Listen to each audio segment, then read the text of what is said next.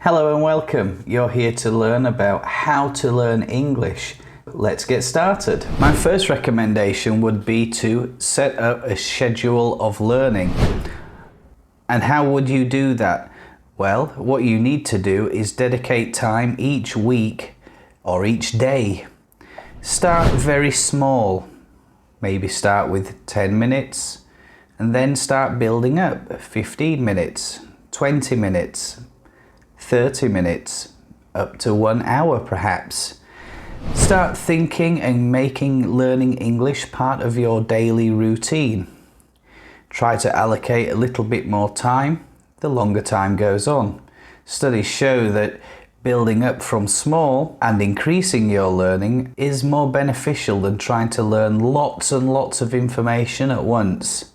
Remember, we can't retain all of that information if we just hear it once, read it once, see it once. You're more likely to learn by taking little snippets, little bits of information, and try to incorporate lots of practice. In this plan, I'm going to show you ways in which you can execute your learning of English so it's much more effective for you. Planning. Create a plan that's based on time that suits you. You can start by looking at this, for example. In week 1 to 10, you can spend up to 1 hour per day. Maybe you can't afford to spend 1 hour a day. Or can you afford to spend 1 hour a day learning English? It's up to you to try and adjust your schedule. I always say that you get out of life what you put in. So the more time you dedicate to learning, understanding and using English, the more likely and the better you'll become quicker. Right? So over that duration of time, example, you could cut that from 6 months to 5 months. Depending on how much time per day you are willing to invest. Don't see this as a cost, see it as an investment in your future, an investment perhaps in your career progression, your learning journey. Try to invest in yourself. Try to split your time equally between the 4 skills. The 4 core skills of English, which I'll discuss later in this video, and try to make sure that you're not favouring one over the other. So, example, you're not spending too much time writing over reading, speaking over listening. Try to give each core skill an equal amount of attention. Learn, understand, use. This is the philosophy that I try to apply in my videos, in my channel. What are the differences between learning, understanding, and using English language? If you try to implement these strategies in your learning, I'm absolutely convinced that you will progress at a much faster rate. So when we say learn, this means to acquire new knowledge. It's something that's new to your mind, something that's new to you as an English language learner. As you're learning that knowledge, you need to try and keep it fresh in your mind. And this is why we say learn, understand, use. So now you're looking at the understand phase of the learning process. And you're beginning to understand the new words. All of this information is being absorbed into your mind and you're using it in your speaking, writing, reading skills. And the more you understand and the more you practice with little areas of English, little sections, the easier it will become for you to learn the language, and again at a much quicker rate. Now you've completed the understand phase of learning English, it's time to move on now and move up a gear and start using the English language in more of your daily habits and more of your daily routines. Remember, English isn't designed to replace your native language, whether it be Spanish, Hindi, Chinese Mandarin, Japanese, or whatever other language you speak. English is taught as a second language. So if you want to learn it, there are some more tips in this video. Keep watching and I'm sure you'll find these very useful. When we use English, think about how we can use English. Is it reading? Do we like reading fiction, non-fiction? Do we like reading news? Do we like reading study or research papers? Try to think about how you can use English in your daily habit and routine. Perhaps you've got a research paper that's in German, for example. Can it be translated? Is it easy enough to translate it? And translation can be very difficult early on in your learning journey.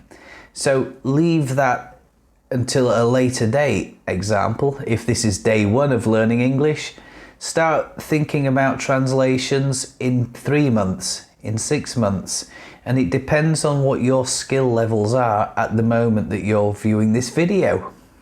Don't overdo it. I've seen a lot of language learners over the years, and what they try to do is condense a lot of learning into a short space of time, and that's where all the confusion comes in, and panic and worry. So don't overdo it, don't overstress yourselves.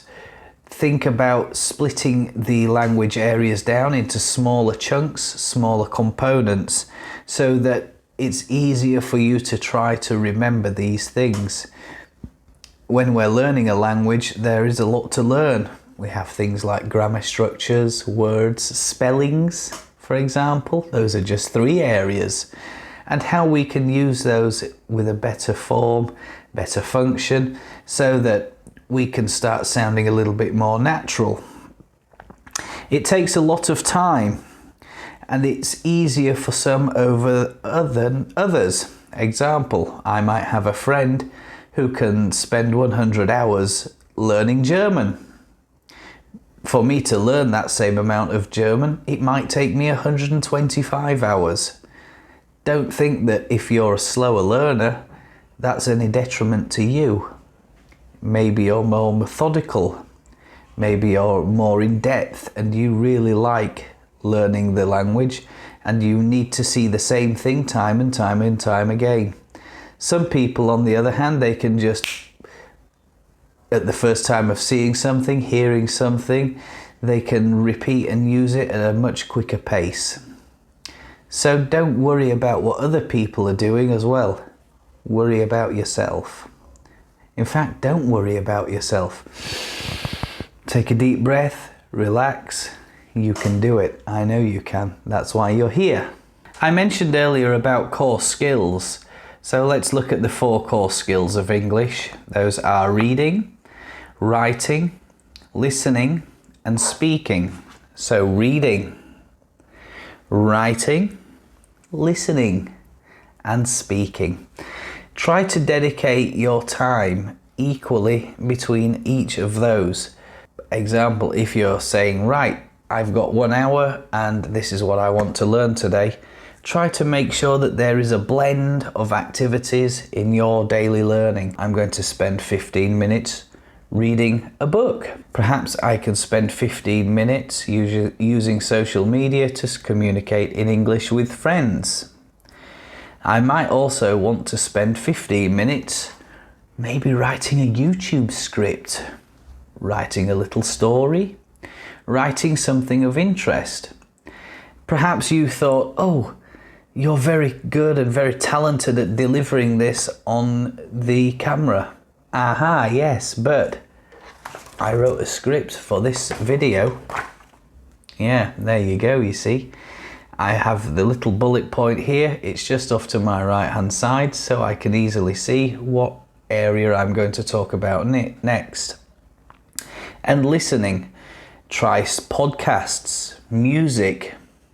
You could also try movies, but instead of watching the movie, try listening to a movie. Commentaries and interviews. Who are your favourite celebrities? Have your favourite celebrities been interviewed? Maybe it's another famous public figure. There are lots of available resources on YouTube for you to try. Immerse yourself in the English language learning process. The more English materials and resources you use, the more often you use it, the easier it will become. whether it be any of the 4 core skills. And this is why I try to say to my learners, dedicate an equal amount of time to each. Don't favour one thing over another thing. A lot of my learners, all they worry about is speaking, but when I test their reading, it's not quite up to scratch, or their writing needs a little bit of extra work. So try to think about how you can split your time. The more you do, the more confident you will become, and the easier it will become, and you have those abilities. You already have a language, so all we're doing now is learning a new language. Try to treat English separately in the early days, especially for the first year. As I mentioned earlier, don't try and translate too much. Treat English as a separate language. It has a lot of different uses, different ways of word orders, etc., perhaps from your native language. So start thinking about those points too. Learning is a journey. That means there is no set time that you can learn English. Make it a lifelong learning experience. Start today and keep learning something new every day. The more we learn, the better we will become, the more we will know, and your knowledge, skills and functions in English will be much better. Perhaps you're learning English for reasons of professional concern. You might be working in a hospital, an accountancy or a law firm. There are specific English courses that are designed around you. There are also videos that are designed around you. You might want to comment below and tell me why you are learning English. What's your motivation? How can you better learn English? Is there something specific? Tell me what your job is. Tell me a little bit about yourself. The more comments in this video, the better, because it helps me understand more about my audience, my subscribers, and my non-subscribers, of which there are a few. Learn from your failures. I always say this, that we learn by making mistakes. We all make mistakes when learning language. We all make mistakes when we're learning something new. Don't be afraid of those mistakes. Those mistakes are what are going to help you in developing your skills. That's what learning language is all about, right? You're developing yourself, and this is a huge investment. I always see learning language as an investment rather than a cost. Now I know you've got to the end of this video. If you have, I've got some nice little videos here. This one's all about pronunciation, and I've got another couple of videos here where I talk about grammar and teach you other areas of the English language. Do that now and I'll see you over there.